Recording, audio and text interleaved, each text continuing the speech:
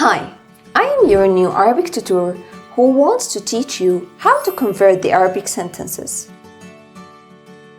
For many students, they find it really hard to have a conversation with a group of people, with two girls, two boys, one boy and one girl, for example. But it's really easy, or not really easy, but it's a little bit easy to have a conversation with one person, and especially if this person is a man.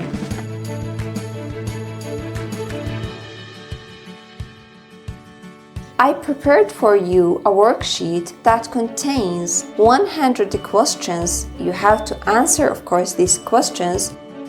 And in the next video, we will answer these questions together and clarify the answer. If you are thinking, well, I don't know how to convert the sentence, for example, from the past tense to the future tense, I prepared for you also a PDF file that contains 50 verbs in their future, present, past, and imperative forms.